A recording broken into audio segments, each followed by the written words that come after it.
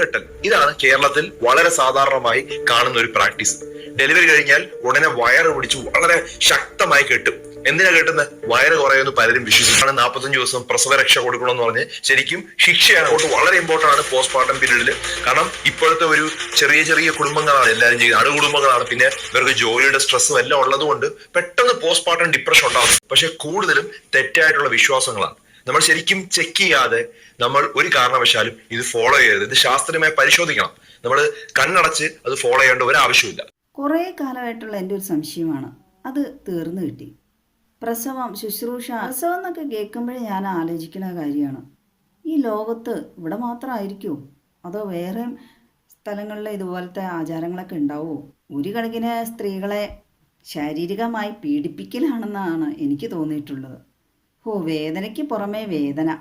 പ്രസവം കഴിഞ്ഞ് ആശുപത്രിയിൽ നിന്ന് ഡിസ്ചാർജ് ചെയ്ത് വീട്ടിൽ വരുമ്പോഴത്തേക്കും തുടങ്ങും 10-45 ദിവസം വേദകുളി എന്ന പേരിൽ പ്രസവ ശുശ്രൂഷ ആരംഭിക്കുകയും വെള്ളം തിളപ്പിച്ച് എന്തൊക്കെയോ ഇലകളൊക്കെ അതിനു വേണ്ടി കിറ്റ് തന്നെ കിട്ടും. ആയുർവേദ കടയിൽ ചെന്നിട്ടുണ്ടെങ്കിൽ വേദകുളിക്കുള്ള സാധനം തരാൻ പറഞ്ഞ് ആ സാധനങ്ങളൊക്കെ വെള്ളത്തിലിട്ട് തിളപ്പിച്ച് അത് എവിടെയൊക്കെ കോരി ഒഴിക്കുക അവിടെയൊക്കെ കോരി ഒഴിച്ച് പിന്നെ വയറ് കണ്ടമാനം വലിച്ചു മുറുക്കി. ഡോക്ടറും പറയുന്നുണ്ട് ശ്വാസം മുട്ടും പോലെയാണ്. കറക്റ്റാണ്. ആ വയറ് വലിച്ചു മുറുക്കി കെട്ടുന്നതിനും പ്രത്യേകം തുണിയാണ്, അത് തയ്പ്പിച്ച് തരുന്നവരും ഉണ്ട്. ബെൽറ്റ് കെട്ടുക എന്നും പറഞ്ഞുകൊണ്ട് ഒരു 3-4 വെച്ച് വലിച്ച് എന്തൊക്കെയോ കാണിച്ച് കെട്ടും. എൻ്റെ പിന്നെ സിസേറിയൻ ആയതുകൊണ്ട് കുറച്ച് കാര്യങ്ങളിൽ നിന്നൊക്കെ രക്ഷപ്പെട്ടു കേട്ടോ. ഏതായാലും അത്രയും കുറച്ച് ബോധമുണ്ട് ചില ആൾക്കാർക്ക്. സിസേറിയൻ ആകുമ്പോൾ ഒത്തിരി വലിച്ചു മുറുക്കി എല്ലാം പൊട്ടിപ്പോയാലോ എന്നുള്ള പേടിയും കൊണ്ട് അധികം ശിക്ഷിക്കാറില്ല. എനിക്ക് തോന്നുന്നു ഒരു പക്ഷേ ഇതുപോലെ ഈ വലിച്ചു മുറിട്ടണോണ്ടായിരിക്കും കേരളത്തിൽ നടുവേദന ഇല്ലാത്ത സ്ത്രീകളുണ്ടോ? മലയാള സിനിമകളിൽ പോലും ഈ പ്രസവ ശുശ്രൂഷകളെ കുറിച്ച് കാണിക്കാറുണ്ടല്ലേ, കേരളത്തിൻ്റെ സംസ്കാരത്തിൻ്റെ ഒരു ഭാഗമായിട്ട്. ജോജി ജോർജിൻ്റെ പൂമുത്തോളെ എന്നുള്ള ആ പാട്ടിലെല്ലാം കാണിക്കുന്നു. ഈ ശ്വാസം മുട്ടി ചാകുമ്പോഴത്തേന് വയറൊക്കെ വലിച്ച് കെട്ടുമ്പോൾ യൂട്രസ് എല്ലാം കേടുവന്നു പോകുമെന്നാണ് ഡോക്ടർ പറഞ്ഞത്. പ്രസവശേഷം നമ്മുടെ ശരീരം വലിയുകയാണ്, ഒത്തിരി മാറ്റങ്ങൾ വരുന്നു. പെറുന്തോറും ആരോഗ്യം കൂടുന്നതാണല്ലോ. പണ്ട് 5-10 പ്രസവിച്ച അമ്മമാരെ സമ്മതിക്കണം. പ്രസവവേദന ഒരു വശത്ത് അനുഭവിച്ചു കഴിഞ്ഞാൽ ഉടനെ വീട്ടിൽ വരുമ്പോൾ മറ്റു വേദന. പിന്നെ പണ്ട് പ്രസവം കഴിയുമ്പോൾ പ്രത്യേകം മുറി, കട്ടിൽ വേറെ, അതൊക്കെ നല്ല കാര്യം തന്നെയാണ്, ഹൈജീനിക്കിൻ്റെ ഭാഗമാണ്. കാരണം നവജാത ശിശുക്കൾക്ക് അണുബാധയൊന്നും ഉണ്ടാകാതിരിക്കും അമ്മയ്ക്കും, പിന്നെ മറ്റുള്ളവർക്കും തിരിച്ചു ഇവിടെ നിന്ന് എന്തെങ്കിലും അണുക്കൾ അങ്ങോട്ടും പകരാതെ ഇരിക്കും. തന്നെ ആ മുറികളിൽ കയറി ഇറങ്ങുള്ളൂ 3 മാസത്തേക്ക്. ആ സ്ത്രീയെ ശുശ്രൂഷിക്കുന്ന ആൾ മാത്രം.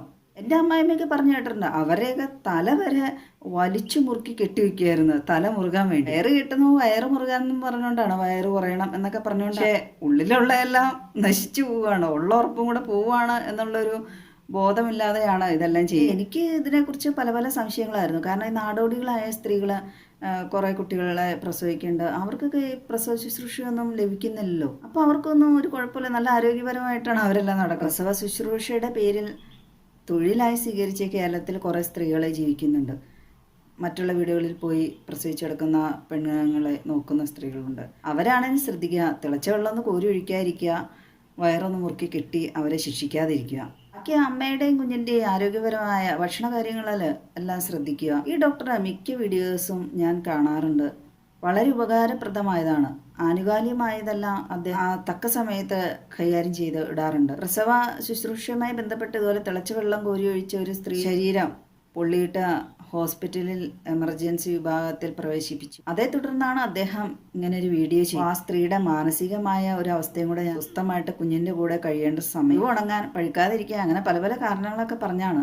എന്ത് വിചിത്രമായ, ഈ ലോകത്തെങ്ങും ആചരിക്കാത്ത ദുരാചാരം തന്നെയാണ് എന്നാണ് ഞാൻ പറയുള്ളൂ. കേരളത്തിൽ മാത്രം ആചരിച്ചു വരുന്ന വിചിത്രമായ ആചാരം. പ്രസവശേഷം അല്ലെങ്കിൽ പോലും വയറിങ്ങനെ കണ്ടമാനം വലിച്ചു കെട്ടി വയറ് കുറയ്ക്കുക എന്നൊക്കെ പറഞ്ഞിട്ട് നേരത്തെ പല പരസ്യങ്ങളൊക്കെ കണ്ടിട്ടുണ്ട്.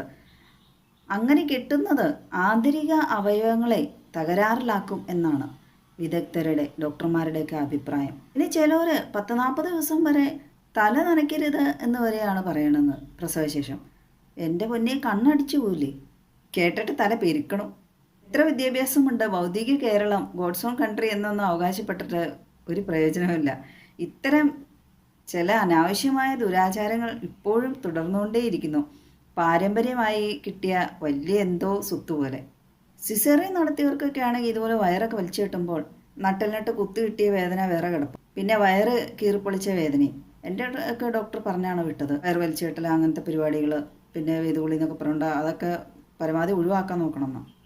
ഞാൻ ആലോചിക്കുകയാണ്, ഒരു പുരുഷനായിരുന്നിട്ട് പോലും സ്ത്രീകളുടെ അവസ്ഥ എത്രത്തോളം മനസ്സിലാക്കിയെടുത്തൊരു ഡോക്ടറുണ്ടോ? അദ്ദേഹമാണ് യഥാർത്ഥ വൈദ്യൻ. ഇതാവണവിടെ ഡോക്ടർ. ഗൈനക്കോളജിസ്റ്റുമാരായ എത്രയോ ലേഡി ഡോക്ടേഴ്സ് ഉണ്ട്, അവരാരും ഇതുപോലെ ധൈര്യമായി തുറന്നു പറഞ്ഞിട്ടില്ല. ഇതൊരു ദുരാചാരം തന്നെയാണ്.